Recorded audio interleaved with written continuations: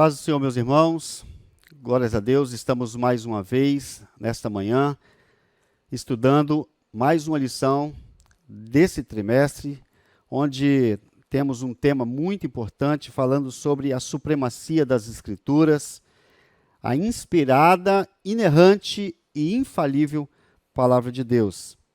Hoje é 30 de janeiro, nós queremos cumprimentar os nossos amados irmãos. Nós também cumprimentamos os nossos visitantes. Seja muito bem-vindo, que Deus possa falar poderosamente no seu coração. Nós queremos convidar a todos os irmãos para estar compartilhando, para estar dando o seu like, para estar fazendo os seus comentários, para que esse trabalho venha ser dissipado, para que esse trabalho venha ser transmitido de uma forma mais abrangente, que outras pessoas possam estar aprendendo da palavra de Deus por meio dos nossos canais da escola dominical.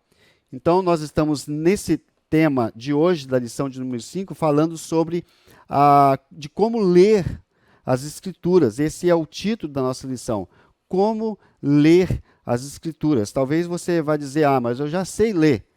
Então, mas depois que nós aprendermos a forma correta, nós talvez teremos uma outra ideia sobre o que é ler a palavra de Deus. Então, irmãos, eu quero primeiramente ler aqui o textuário com os irmãos e a verdade prática, e logo depois estaremos também lendo os textos, a leitura bíblica em classe. Vamos ler então? O textuário diz assim, em Atos capítulo 8, versículo 30, o texto diz assim, textuário: "E correndo Filipe ouviu que lia o profeta Isaías e disse: Entendes tu o que lês?" A verdade prática diz que as técnicas de interpretação auxiliam na compreensão da Bíblia, mas não são infalíveis. Por isso, não podem ser colocadas acima da autoridade da palavra de Deus. Essa é a verdade prática. A nossa leitura bíblica em classe se encontra em Atos capítulo 8, versículo 26 até o 30, que diz: "E o anjo do Senhor falou a Filipe, dizendo: Levanta-te e vai para a banda do sul, ao caminho que desce de Jerusalém para Gaza, que está deserto. E levantou-se e foi. E eis que um homem etíope, eunuco, mordomo-mor de Candace, rainha dos etíopes, o qual era superintendente de todos os seus tesouros, e tinha ido a Jerusalém para adoração, ele regressava, e assentado no seu carro, lia o profeta Isaías.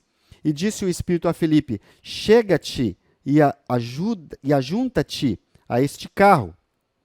E correndo Filipe, ouviu que lia o profeta Isaías e disse: Entendes tu o que lês? Glórias a Deus.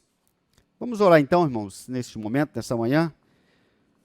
Senhor Deus, te agradecemos por esta rica bênção, Senhor, de estarmos aqui reunidos como um só corpo, estudando a Tua palavra.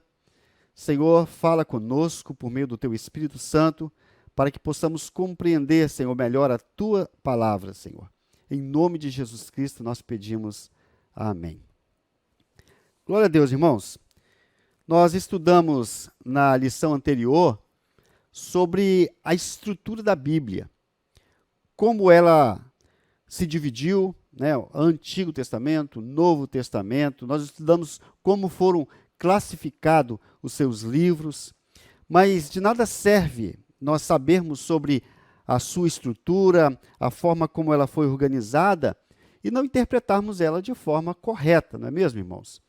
Então, há um grande perigo, nós sabemos disso, há um grande perigo quando as nossas concepções acerca de Deus está baseada numa interpretação errada das Escrituras. Todo o conhecimento que temos a respeito de Deus se dá principalmente por meio de sua palavra.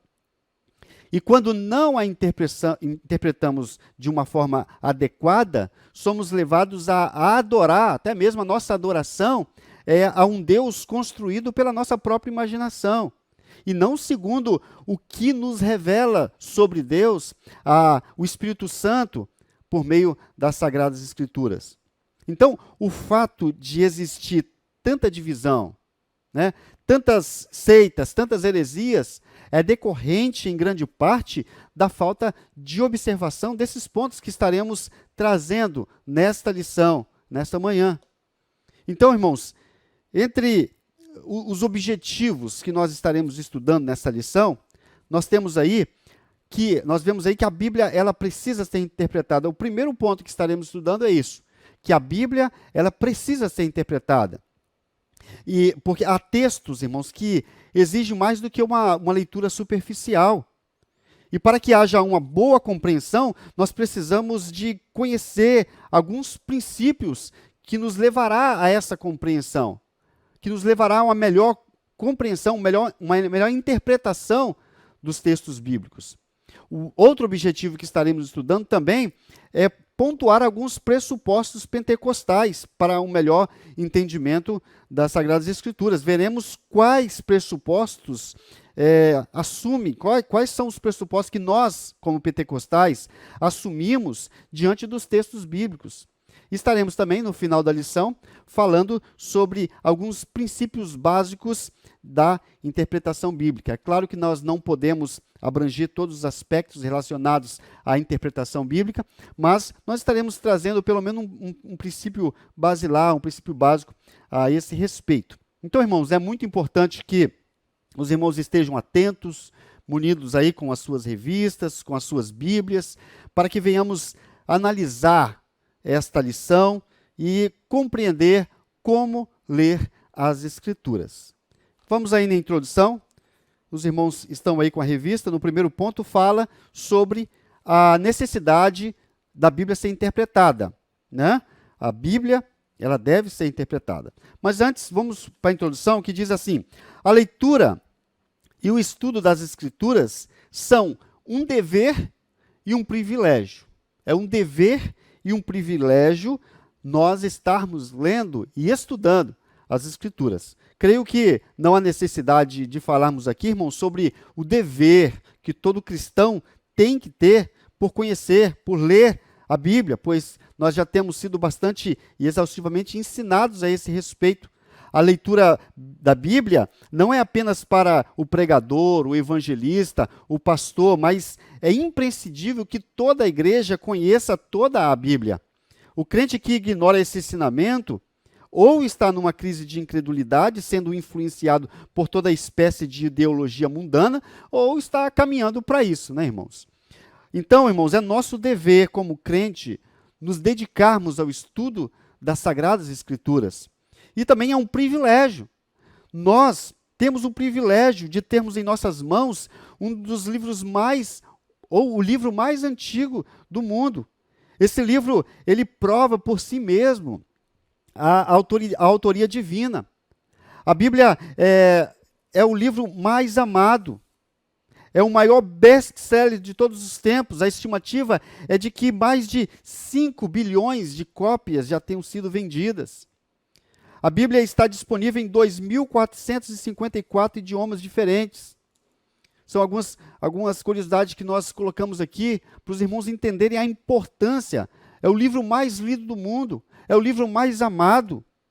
É o livro que foi mais traduzido no mundo. É o livro que tem mais cópias no mundo.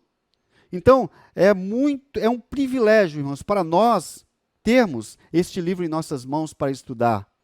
Que nós possamos valorizar isso. Mas a Bíblia é também a mais destruída e odiada do mundo. Durante milênios, muitas foram as investidas para destruir este santo livro. E ainda hoje, né, irmãos, na Coreia do Norte e em outros países, como a Arábia Saudita e Afeganistão, ter uma Bíblia em casa pode ser motivo para que uma pessoa seja condenada à morte. Nós, graças a Deus, temos o privilégio de termos em nossas mãos a Bíblia Sagrada, em todos os formatos possíveis, e nós podemos estudá-la em qualquer lugar que estivermos, a qualquer momento que quisermos. E nós precisamos de estudar, irmãos. Nós precisamos de ler a palavra de Deus. O estudo aprofundado das Escrituras traz sustentabilidade para a nossa vida espiritual. sem este alimento, nós, a cada dia, nos sentimos mais apáticos espiritualmente. Então, nós precisamos deste alimento todos os dias. Nós precisamos de alimentarmos desta palavra. A nossa fé em Deus, ela é fortalecida por meio do estudo da palavra de Deus, por meio da leitura bíblica.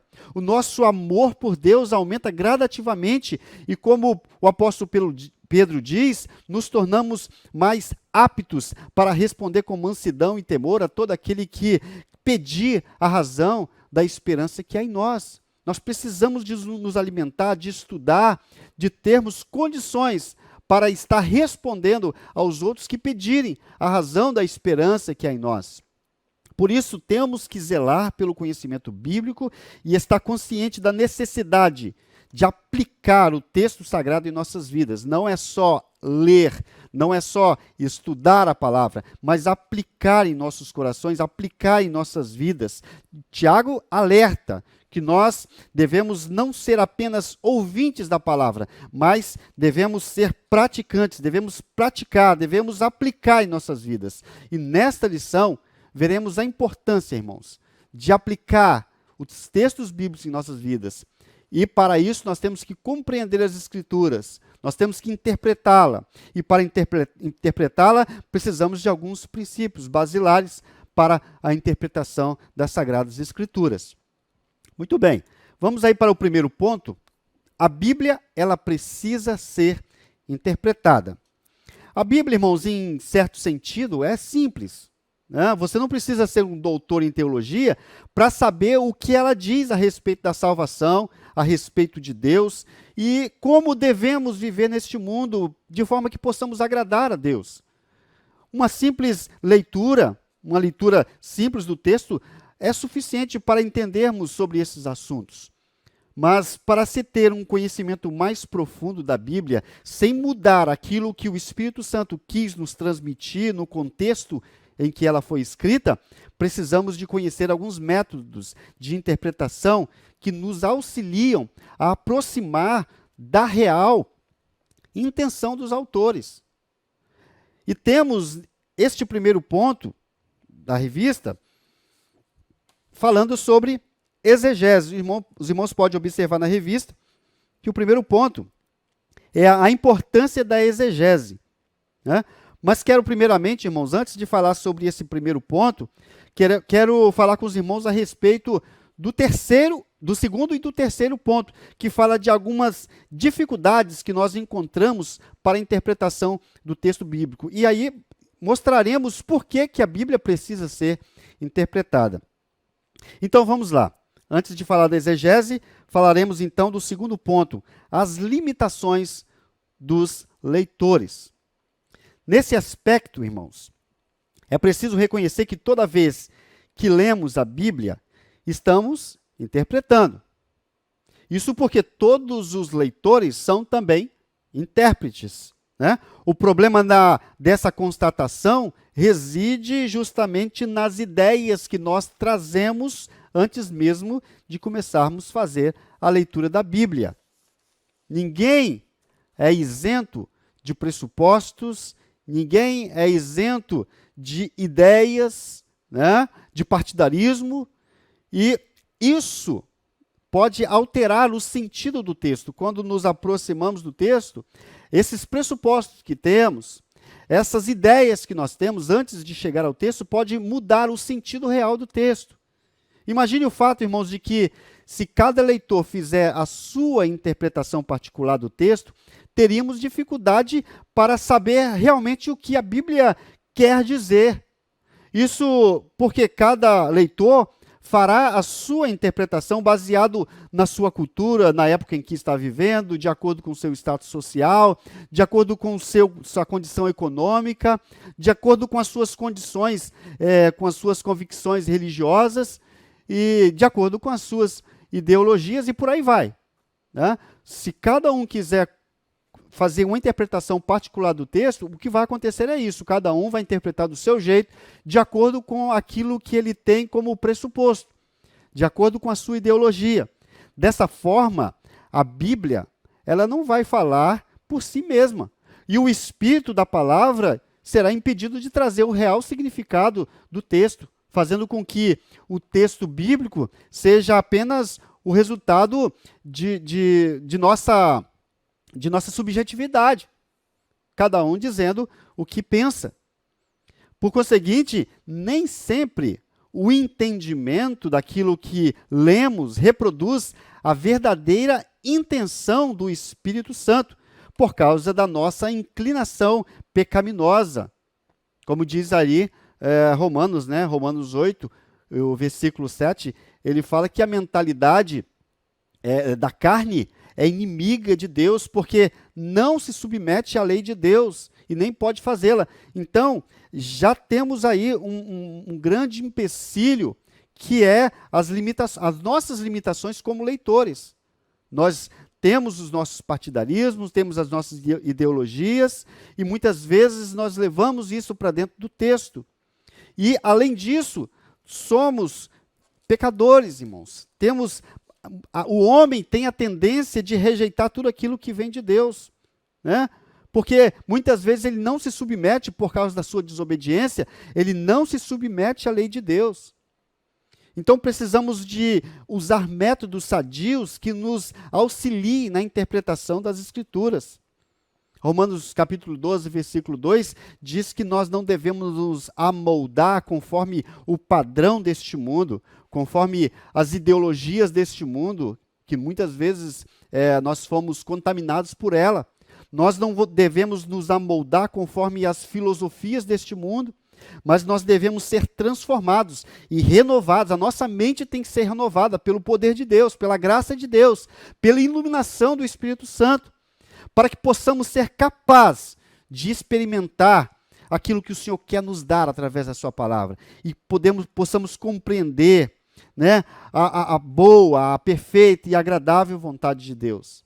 Só dessa forma que podemos nos apresentar aos Escritos Sagrados. Essa é a nobre tarefa, né, atribuída a todo salvo em Jesus Cristo. 1 Timóteo, capítulo 4, versículo 13, diz: somente nós devemos nos dedicar à leitura pública das Escrituras, à exortação e ao ensino. Então, essa é uma das limitações que nós temos, a limitação do leitor. Por isso que a Bíblia precisa ser interpretada. Terceiro ponto, falar sobre a natureza das Escrituras. Olha só, irmãos. Nesse ponto, ratificamos que a necessidade de a Bíblia ser interpretada acha-se na natureza da própria palavra de Deus. Como já estudamos, né? O texto bíblico ele foi escrito majoritariamente em duas línguas distintas, o grego e o hebraico. Né? Sabemos que no aramaico também, mas o escritor está dizendo aqui, o comentarista está dizendo aqui, majoritariamente, em sua maior parte, hebraico e grego, no período aproximado de 1.600 anos, por cerca de 40 autores que viveram em épocas e culturas diferentes. Olha só como que a Bíblia foi produzida. Claro, um grande milagre de Deus, né? É a palavra de Deus e um único autor, Deus, inspirando 40 autores diferentes, que viveram em épocas diferentes, em culturas diferentes, mas todos eles trazendo o mesmo propósito, né? Obedecendo a mesma ordem de Deus, desenhando o mesmo projeto, que é o projeto de Deus para toda a humanidade. Então nós vemos aqui algumas barreiras que têm que ser superadas, né? Para que tenhamos uma boa interpretação. Primeiro nós vimos aqui a questão da língua, o distanciamento linguístico, né? A Bíblia foi escrita em hebraico, em grego e aramaico, idiomas esses que deixaram de existir há muito tempo. O hebraico que se fala hoje em Israel não é o mesmo, tem alguma semelhança, mas não é o mesmo que se falava no Antigo Testamento, ou no tempo de Cristo. Da mesma forma, o grego que se fala hoje na Grécia não é o mesmo que se fala nos tempos de Cristo. E o aramaico, apenas algumas comunidades ali no norte da Síria, no interior da Síria, que se fala o aramaico, essa língua quase que foi extinta. Então existe um distanciamento muito grande, né? relacionado ao escrito original da Bíblia. E também há um distanciamento temporal. Olha, nós vimos aí que a Bíblia ela foi escrita durante um período de aproximadamente 1.600 anos. Mas os primeiros livros foram escritos há cerca de 4.000 anos. E o último, escrito há cerca de 2.000 anos atrás. Então, olha o tempo. Esse livro não foi escrito ontem, né, irmãos? Não foi escrito no ano passado, mas é um livro muito antigo. A Bíblia é um livro muito, muito antigo. Mas, devido a esse distanciamento temporal, levanta-se aí algumas dificuldades para interpretar e que nós temos que superar. Não é verdade? Então, existe também o distanciamento contextual, que nós falamos aí, de culturas diferentes. A Bíblia foi escrita no Antigo Oriente Médio, uma cultura muito diferente da que nós conhecemos hoje, no mundo que tinha uma cosmovisão totalmente diferente. Não existe mais aquelas grandes culturas do passado, né? aqueles grandes impérios, né? A cultura judaica. A cultura judaica de hoje é totalmente diferente também, assim como a língua. A cultura grega é totalmente diferente. Cultura romana, que já não existe. Então, a cultura, para nós conhecermos a cultura, nós temos que aprofundar nos estudos para entender a cultura da época, para entender o texto. Então, existe esse distanciamento cultural que tem também que ser superado. E também o distanciamento autoral, é lógico, né, irmãos? Todos os escritores bíblicos, naturalmente, já morreram, já não existem. Alguns textos ou frases deixados por eles seriam facilmente explicados se nós pudéssemos chegar para Pedro, ou para Paulo, ou para algum dos escritores do Antigo Testamento e perguntá-los sobre o que vem a ser aquele texto que eles escreveram. Mas, infelizmente, não podemos. E existe, por exemplo, o texto de Coríntios, capítulo 15, versículo 29, que Paulo fala daqueles que se batizam pelos mortos. Esse é um exemplo de algum texto que, se Paulo estivesse aqui, eu ia lá e perguntava a ele o que significa o batismo pelos mortos. O que significa aqueles que se batizam pelos mortos? E inúmeras explicações, das mais absurdas às mais sofisticadas, já foram apresentadas sobre este versículo. E os mormons, por exemplo, eles afirmam que este versículo defende a visão deles quanto ao batismo dos mortos. Na prática, as pessoas vão ao templo mórmon e se vestem apropriadamente para um batismo, adotando de forma representativa o nome da pessoa que já morreu. Assim, o mórmon ele é batizado na água no lugar da pessoa falecida. É isso que eles defendem. Dessa forma, acreditam que a pessoa que já morreu cumpre as exigências necessárias para a salvação no mundo pós-morte. E pode agora também, aquele falecido, desfrutar dos benefícios espirituais, de uma forma que a Bíblia nunca falou sobre isso. Ou seja, eles pegam esses textos isolados e fazem uma doutrina totalmente antibíblica. Então, a falta de um método de interpretação bíblica para superar esse distanciamento dos autores pode causar uma tremenda heresia. Para não haver esse tipo de confusão, irmãos, nós temos que considerar alguns textos canônicos possuem particularidades que não podem ser ignoradas. Nós não podemos ler os livros sem entender que existem esses pormenores, essas particularidades. Dentre tantas, podemos citar narrativas. Os textos sagrados, eles não têm só um estilo literário, mas eles têm narrativas, têm poesias, têm crônicas, têm profecias, têm parábolas. E essas particularidades precisam ser interpretadas sob a orientação do Espírito Santo, observando as regras gramaticais e o contexto histórico e literário de quando foram redigidas. Então, esses distanciamentos que estamos falando aqui, irmãos, só podem ser vencidos por meio de estudos, de oração, buscando as traduções originais, as informações disponíveis a respeito dos contextos bíblicos, né? do contexto da época, da cultura em que eles viviam e dos acontecimentos da época. E aí que nós podemos agora estudar o primeiro ponto, que é sobre a importância da exegese. A importância da exegese. Eu creio que muitos irmãos já compreendem sobre sobre a exegese, sobre essa metodologia, mas estaremos falando nessa manhã.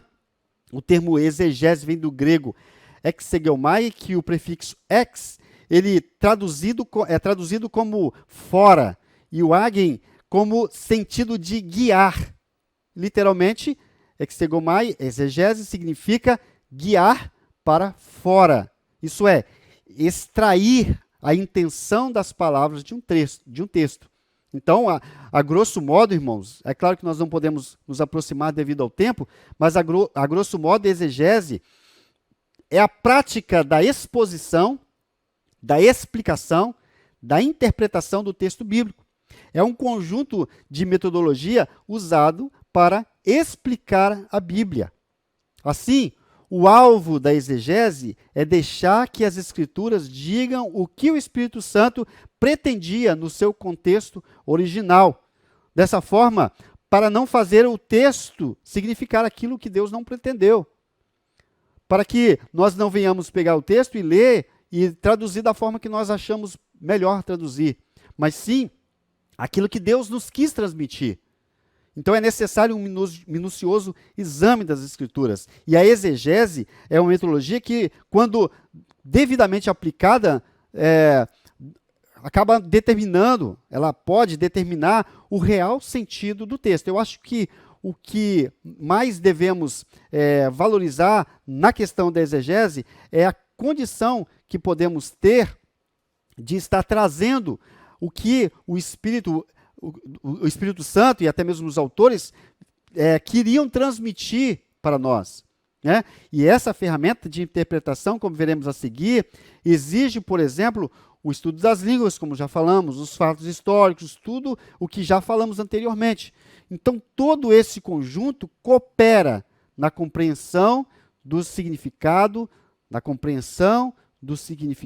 das palavras inspiradas.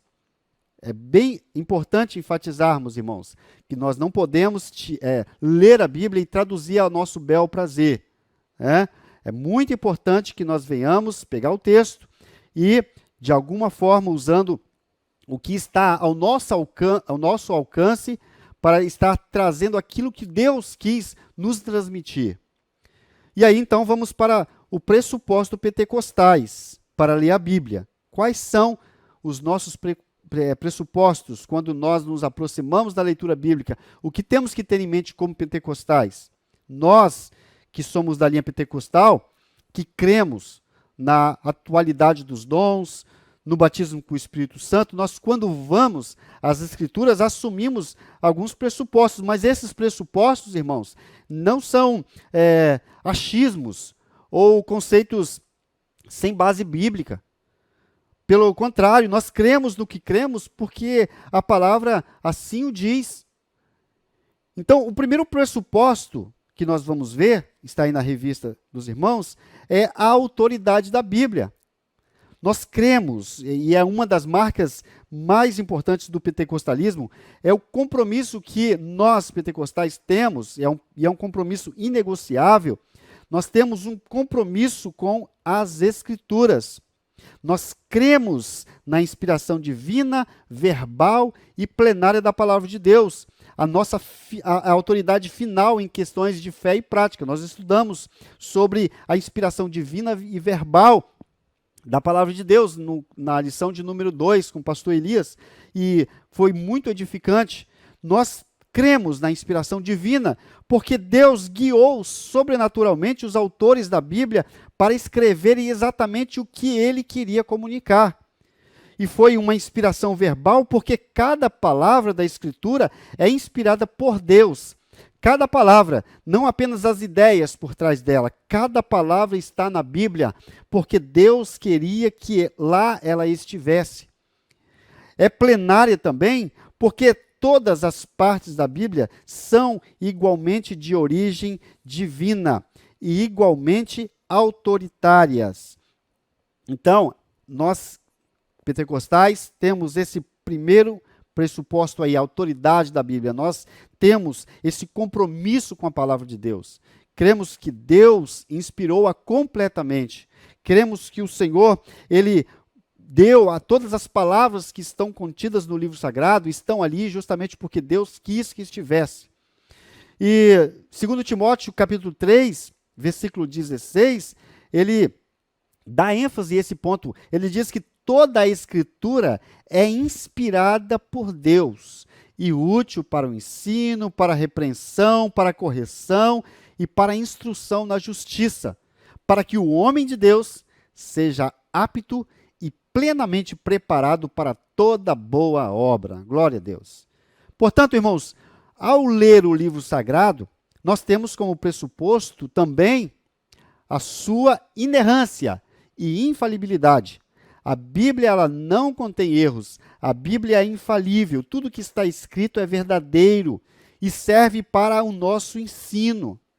Nessa compreensão, nós refutamos, irmãos, toda a relativização e a desobediência dos preceitos bíblicos.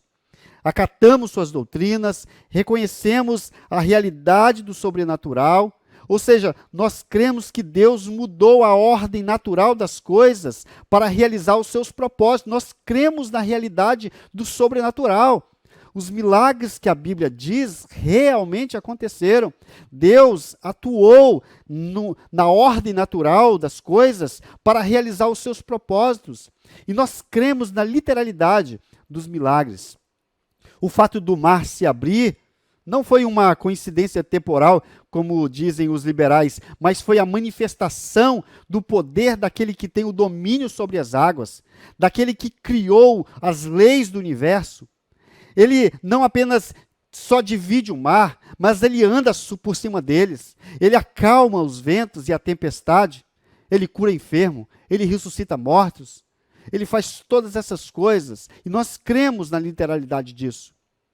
Como pentecostais, nós também cremos na atualidade do batismo no Espírito Santo e também dos dons espirituais que ainda hoje atuam em sua igreja por meio do poder do Espírito Santo de Deus. Então, nós temos esses pressupostos, a autoridade da Bíblia. Nós temos compromisso com a verdade. Nós temos compromisso com tudo aquilo que foi falado. De forma literal, nós cremos de forma literal que os milagres aconteceram e ainda acontecem. Curas ainda são realizadas pelo poder de Deus. Milagres ainda acontecem nos nossos dias.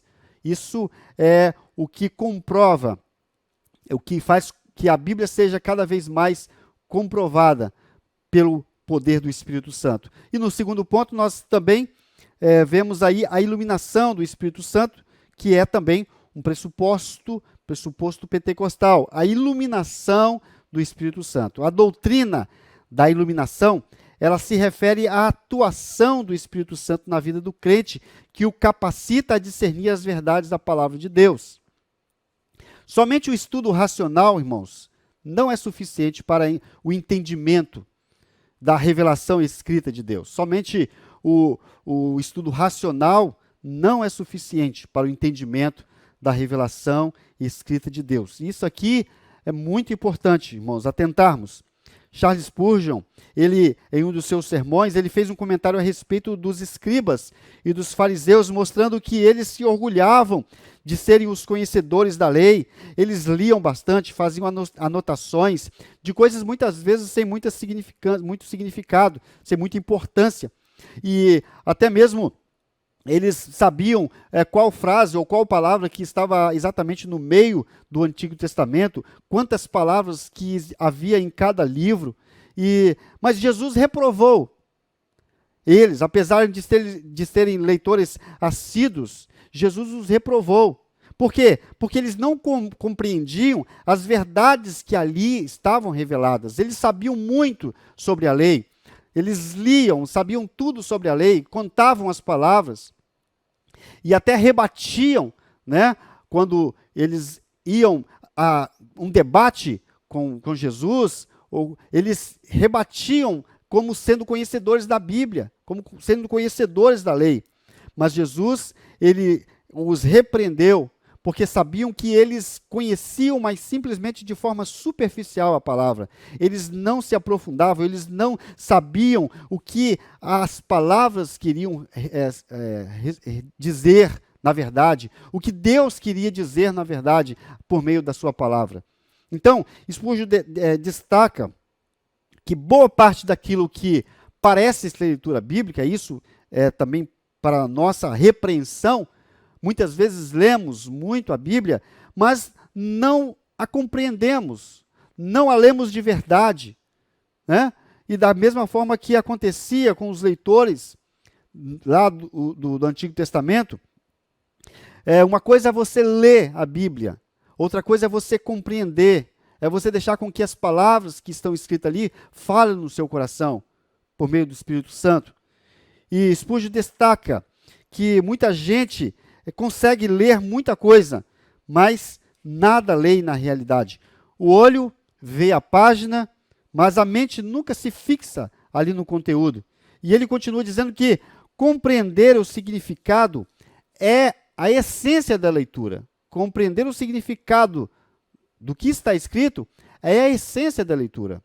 A leitura tem um âmago, um cerne, algo que está abaixo da superfície, como se fosse uma noz, irmãos. A casca, ela tem pouco valor.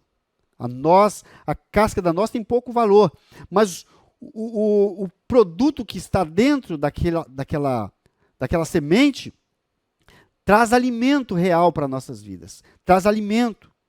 E é a ação do Espírito Santo que nos leva além da letra e nos alimenta com o maná dos céus, e somos edificados e fortalecidos. Na oração, irmãos, existe o orar até orar. Eu não sei se os irmãos já perceberam isso, às vezes nós começamos a nossa oração e parece que a nossa oração não passa do teto. Mas quando insistimos em oração, o Espírito Santo começa a trabalhar em nossas vidas, e aí realmente sentimos que estamos orando de verdade. Então existe na oração, irmãos, o orar em oração. E nós devemos orar até orar de verdade. E quando oramos até orar de verdade, assim sentimos a presença de Deus, sentimos que Deus está ali presente conosco em nossas vidas.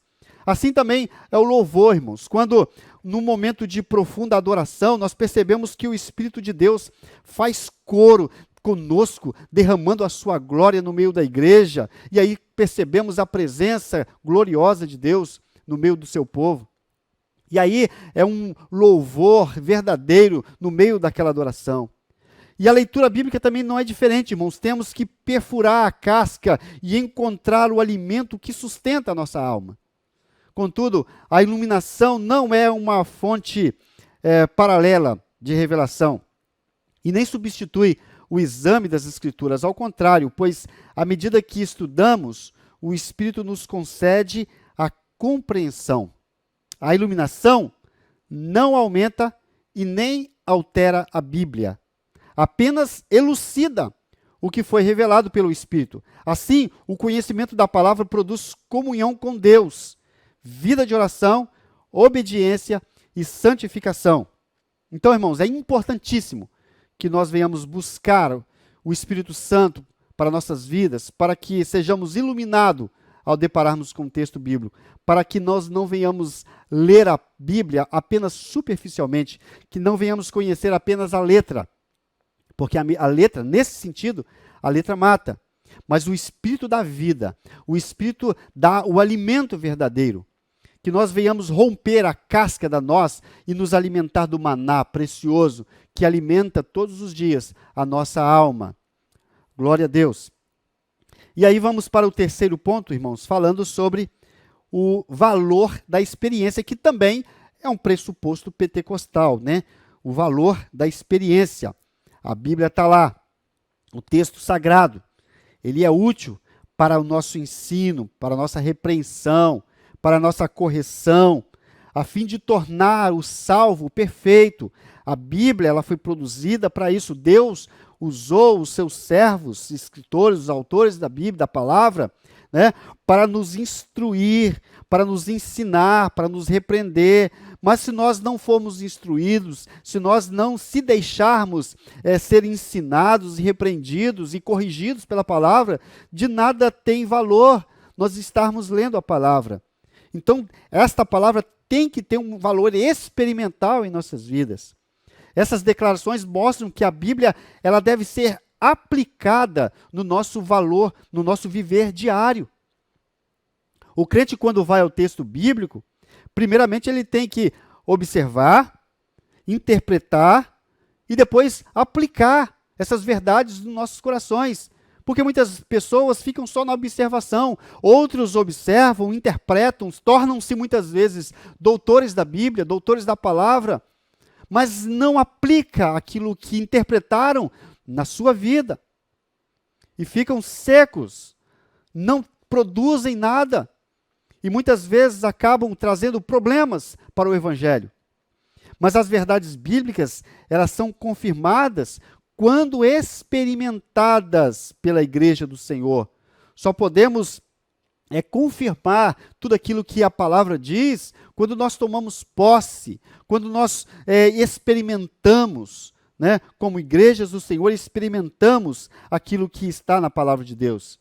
Nesse aspecto, por exemplo, cremos que o livro de Atos, ele não apenas descreve uma experiência pentecostal na igreja primitiva, mas como também ela se torna válida para os nossos dias. E é isso que trouxe o avivamento na Rua Azusa, porque foi visto através da palavra de Deus que o Atos capítulo 2 não era apenas uma letra, não era apenas uma experiência para aqueles dias, e eles buscaram através do Espírito Santo e receberam o mesmo poder que a igreja primitiva recebeu lá no Pentecoste, no dia de Pentecostes. Então, irmãos, é muito importante, nós temos que ressaltar também que nem a experiência, nem a tradição da igreja podem estar acima da autoridade. Isso é claro, né, irmãos? Nós não podemos fazer com que a experiência esteja acima das Escrituras Sagradas. Nem a experiência, nem a tradição. Somente a Escritura é que pode autenticar e até mesmo corrigir a experiência ou a prática da igreja, caso necessário. Nós temos que, sim, que buscar aprender, porque a Bíblia ela foi colocada ela foi feita para a nossa repreensão, para a nossa correção, para o nosso ensino. Glórias a Deus. Vamos então, irmãos, para o terceiro ponto. Falamos sobre os pressupostos, né, da palavra, e agora vamos para o terceiro ponto, que são regras básicas de interpretação. A Escritura, irmãos, é a sua própria intérprete. Isso aí é o primeiro ponto que estaremos falando. A Escritura é a sua própria intérprete. Algumas vezes ouvimos falar que a Bíblia interpreta-se. A hermenêutica tem a origem do termo grego hermeneutikos, que na teologia designa os princípios que regem a interpretação dos textos sagrados. Hermenêutica, princípios que regem a interpretação dos textos sagrados. No início desta lição, irmão, nós falamos sobre a exegese. E é bom aqui deixarmos claro a diferença entre esses dois termos, que muita gente confunde, a hermenêutica e a exegese. A hermenêutica bíblica fala dos princípios, das regras que devem ser usadas para a interpretação do texto. E a exegese, ela descreve as etapas ou os passos que cabe dar em cada interpretação. Então, em resumo, a hermenêutica, ela apresenta as regras e a exegese, ela se utiliza dessas regras para a interpretação. Ou seja, a exegese é a prática dessas regras. Em resumo, para ilustrar isso aí, a hermenêutica seria como no futebol, né, irmãos? Lá tem as suas regras devidas, como o tamanho do campo. Eu não entendo muito de futebol, mas tem lá o tamanho do campo. Eu acho que tem 11 jogadores de cada lado, né? Tem 90 minutos de jogo. E essas são as regras do futebol. a hermenêutica, ela tem lá também as suas regras. A exegese seria como os jogadores que, conhecendo estas regras do futebol, eles vão atrás do principal objetivo, que é ir e fazer o gol. Então, eu acho que dá para entender o que é a hermenêutica, que são as regras, e o que é a exegese, que é usar essas regras para atingir o seu objetivo, que no nosso caso é a interpretação do texto. E nós temos aqui na nossa revista alguns exemplos de princípios da hermenêutica. Lutero desenvolveu a máxima de que a Escritura tem de ser interpretada e entendida por si só, que é esse primeiro ponto. A Escritura, ela interpreta-se. Então, Lutero, ele disse que a Escritura tem de ser interpretada e entendida por si mesmo. Significa que devemos estudar a Bíblia seguindo o método pelo qual uma parte do texto auxilia na compreensão de outro texto. Essa afirmação é legítima porque a coesão, a unidade da Escritura é o resultado de um único autor divino. Embora esse método seja legítimo, o estudante das Escrituras precisa do auxílio das regras básicas para uma correta interpretação. Então, irmãos, quando nos deparamos com um texto bíblico, nós podemos comparar esse texto com outros textos.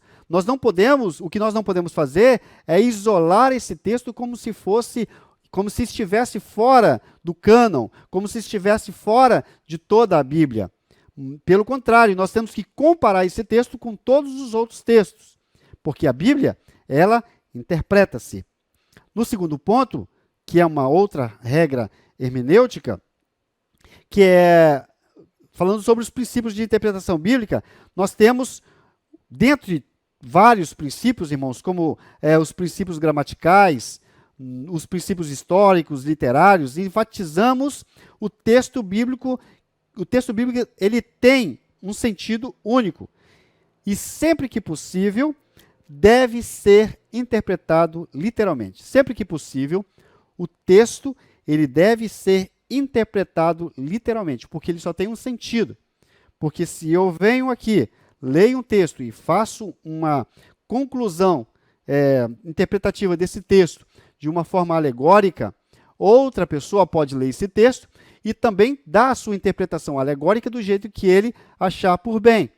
Então, se nós partirmos do pressuposto que todo o texto ele tem que ser lido de forma, ou pelo menos a maioria deles, tem que ser visto de forma alegórica, vai trazer um certo conflito, uma certa confusão, e não sabemos quem é que fala a verdade. Então, o bom, né, é enfatizarmos que o texto bíblico ele tem um único sentido, e sempre que possível temos que fazer isso. Isso não significa que, às vezes, né, nós venhamos a trazer um sentido alegórico, que a Bíblia também tem esse tipo de mensagem, né, mas sempre que possível, temos que usar o sentido único, o sentido literal. Nesse aspecto, nós precisamos tomar cuidado também com as expressões simbólicas ou alegóricas. Por exemplo, quando Cristo disse ali em Mateus capítulo 26, e versículo 26, ele disse: tomai, comei, isso é o meu corpo. E aí, a gente olha esse texto e fala que Jesus está dizendo: isso é o meu corpo, tomai e comei. Se a gente for levar esse tema de uma forma literal, nós veremos que não traz uma conexão. Aqui não está no sentido literal, mas no sentido figurado. O outro princípio que se refere ao contexto, isso é, analisar os versículos que precedem e seguem o texto. Então, além dessa questão do sentido único do texto, nós temos que observar a questão do contexto e do texto anterior, do texto sucessor, dos textos que vêm antes e depois, para que dessa forma possamos interpretar o texto de forma correta. Diz a máxima que o texto fora do contexto, né, é pretexto, né? Pretexto para heresia. Desse modo, observamos esses princípios. A Bíblia ela precisa ser interpretada no todo. Nenhuma doutrina pode se basear em um texto ou hipótese particular, mas deve ser levado em consideração todo o texto. Então, primeiro, sentido único, mas tendo cuidado na questão da simbologia e da alegoria, né? Tomar e comer, isso é meu corpo. Muitas pessoas, muitas igrejas, né? Ainda, apesar de todo o conhecimento que tem, ainda colocam isso como se fosse um texto literal. Mas é muito claro, quando lemos esse texto, falando sobre o seu sentido alegórico. E também sobre a interpretação da Bíblia, observando os contextos, né, os versículos antecessores ou os versículos posteriores. Isso tem que ser observado na interpretação do texto. Terceiro ponto, fala sobre os perigos da hermenêutica pós-moderna. E esse é o terceiro e último ponto que estaremos estudando, os perigos da hermenêutica pós-moderna. Diferente da hermenêutica, irmãos, que nós adotamos, que é o histórico gramatical, onde a ênfase é dada na intenção do autor. Nós queremos saber o que o autor diz. E nós estudamos para isso, nós aplicamos alguns princípios hermenêuticos para entender o que o autor diz. Essa é a nossa forma de ver a hermenêutica. E todo sentido, todo esforço que nós fazemos é para conhecer o que o Espírito Santo quis nos falar quando inspirou os autores sagrados. A hermenêutica pós-moderna, não. A hermenêutica pós-moderna ela vai contra todos esses princípios. A ênfase não é no autor. Tem um certo escritor, que eu não me lembro o nome, que diz que o autor já morreu. O autor já morreu. Então, não temos que nos preocupar com o que ele diz, mas o que nós interpretamos sobre o que ele diz. Então, a ênfase não é mais no autor, mas sim na interpretação do leitor. Dessa forma, o que o autor quis transmitir não tem nenhuma importância. O que importa é o que o leitor interpreta. Assim, o leitor tem a liberdade de interpretar como bem entender o texto, levando em consideração não o contexto histórico ou a cultura da época em que o texto foi escrito, mas a sua própria visão de mundo, o seu contexto histórico, o contexto histórico do leitor, e o que é comumente aceito na comunidade em que o leitor vive. Então, dessa forma, segundo o pensamento pós-moderno, nós aqui, com a nossa cultura e tradição, podemos interpretar a Bíblia da forma que nos é conveniente, levando em consideração o que é mais aceito pela nossa comunidade. Assim, segundo os pensadores pós-modernos, estaremos fazendo o que é certo, estaremos interpretando corretamente. Um outro grupo social, por exemplo, lá no Japão, fazendo também a sua interpretação com a sua cultura, né, com o seu grupo social, de acordo com o que eles acham correto, né? Então eles vão interpretar do jeito deles, fazendo também a sua interpretação particular do texto, levando em consideração a sua cultura. E a hermenêutica pós-moderna diz, né, que está certo, é desse jeito mesmo. Até mesmo porque essa filosofia, ela defende que não existe verdade objetiva, não existe uma verdade absoluta, mas sim uma verdade relativa. O que pode ser verdadeiro para você, talvez não é verdade para o outro. O resultado disso, os irmãos já sabem, né? Uma verdadeira Babel, uma confusão, né? Onde o texto fica com uma pluralidade de sentido e, ao mesmo tempo, sem sentido nenhum. Dessa nossa ortodoxia, a revista está falando aí, nossa ortodoxia, ela refuta todo e qualquer método que nega a inspiração verbal e plenária da palavra de Deus e sua consequente autoridade. Assim sendo, o intérprete não pode criar outro cânon, né, um cânon dentro do cânon. O intérprete não pode fazer isso. O intérprete, ele está sujeito ao autor e não o autor sujeito ao intérprete. Ou seja, não cabe o estudante fragmentar ou relativizar o texto inspirado. Não se pode empregar métodos subjetivos focados no leitor, em prejuízo do texto e do autor bíblico.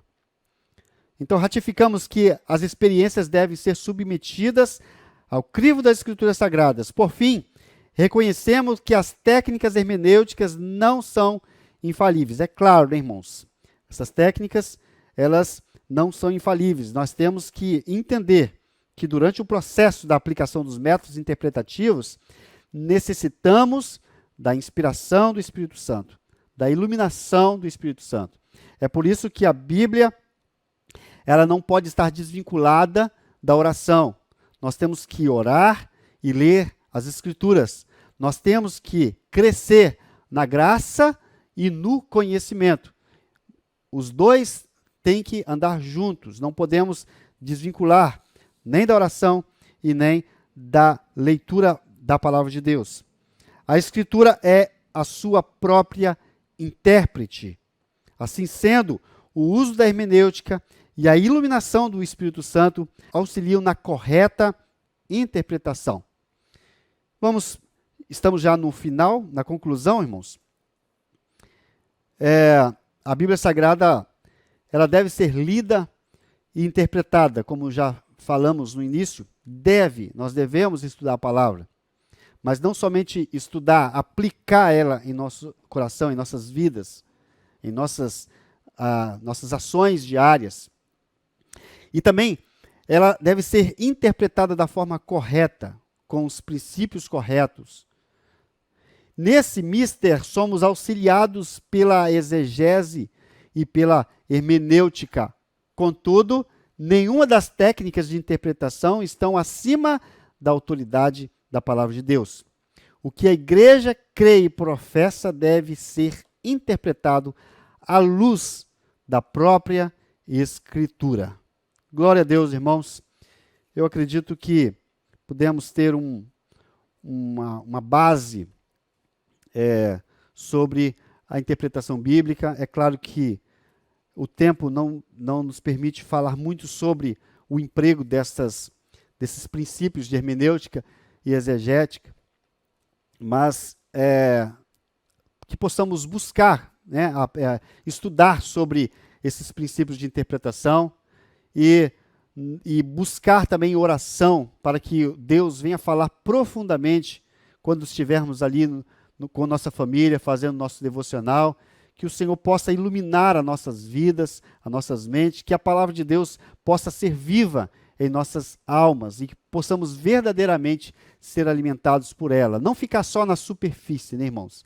Mas que possamos fazer como aqueles insetozinhos que comem a casca da fruta, né, e chegam até ali o seu cerne, e chega até ali ao verdadeiro tutano daquela fruta e se alimenta daquela fruta. E muitos até vivem dentro dela. Que nós possamos ser realmente alimentados, perfurar a casca da letra e sermos alimentados pela palavra que vem diretamente do Senhor. Glórias a Deus.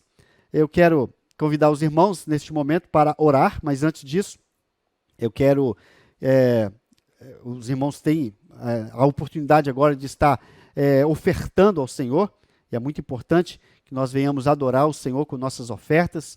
Os irmãos estão vendo aí na tela do seu celular, do seu computador, da sua TV, as ferramentas de Pix ou PicPay que os irmãos podem estar contribuindo com essa obra, está abençoando essa obra para que essa obra seja cada vez mais edificadora, que muitos outros venham ser edificados pela EBD. Glória a Deus. Os irmãos sintam à vontade para estar contribuindo nesta manhã. Vamos orar. Eu quero agradecer a todos que nos acompanharam até aqui e que o Espírito Santo de Deus possa falar profundamente no seu coração. Senhor Deus eterno, muito obrigado por esta manhã gloriosa, onde aprendemos, Senhor, sobre a Tua palavra. Senhor, que o Teu Espírito Santo cada vez mais nos capacite a compreender, meu Pai, os textos que o Senhor deixou, Senhor, que foram inspirados por Ti para o nosso alimento, para o nosso ensino, para a nossa correção. Senhor Deus eterno, venha, Senhor, cada vez mais nos edificar por meio da Tua palavra. E cada vez mais, meu Pai eterno, possamos aplicar, Senhor Jesus, tudo aquilo que o Senhor nos ensinou, para vivermos, meu Pai, de forma santa e irrepreensível, não só na igreja, mas em todos os lugares que estivermos, meu Pai. Possamos, meu Pai, transmitir esta verdade. Possamos ser canais de bênçãos para outros, meu Pai eterno. Muito obrigado por tudo. Fica conosco, é o que te pedimos nessa manhã, em nome de Jesus. Amém. Amém. Glória a Deus.